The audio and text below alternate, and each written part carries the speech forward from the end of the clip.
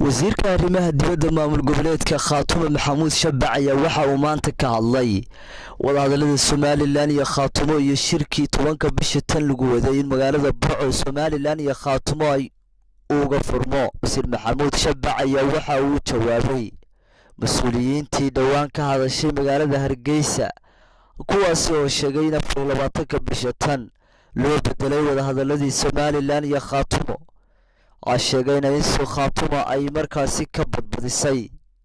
wasay hadalka u dhigeen wasiir Maxamuud Shabac ayaa ka jawaabay isagoo sheegay in mas'uuliyiintaasi ay gaf ku tahay in ay xukuumadda Khaatumo ay sheegaan in ay xukuumadda Khaatumo ay ku tilmaamaan in ay ka badbadisay iyagoona dadka iyo deegaanka kala hadlayay sidii looga dhaadhicin lahaa wadahadalada Somaliland iyo Khaatumo. wasiir Maxamuud Shabac ayaa waxa uu sheegay in wadahadalada Somaliland iyo Khaatumo ay muhiim tahay in labada maamulba ay ilaaliyaan nabadda iyo xasiloonida dadkan. waqti waxaan ka mid ahay guddida wadahadalka maamulka Khaatumo iyo maamulka Somaliland wadahadalkoodii waxa u dhaxeeyay inay sameeyaan sidii dadkan iyo dadkan nabad loogu waari lahaa baloona teeri gareyn lahaa in qof walba qofka kale uu ixtiraamo. press conference-kii ama shirkii jaraa'id ee ka soo baxay hadii ay noqotay waxay meel ka dhac ku samaysay Khaatumo waxaan jeclaan lahaa su-aashaas in dadkay khusaysaa ka jawaabi doonaan ay sharaxi doonaan. maamulka Khaatumo waxa uu si cad oo aan lahayn wax hesitation ama warwarida waxa uu qaadacay amaba diiday baaqi ka soo baxay maamulka Somaliland ee ku saabsanaa inay 24 bisha dib shirki ugu dhigeen tafaasiil khaldanna ay ka bixiyeen.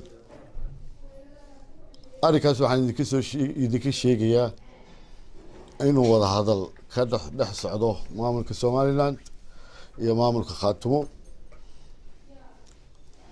progress aad iyo aad u fiican oo aad moodo in dhinac kastaba aqliyeystay dareemay gartay waxa ku waajiba iyo waxaan ku waajibayn.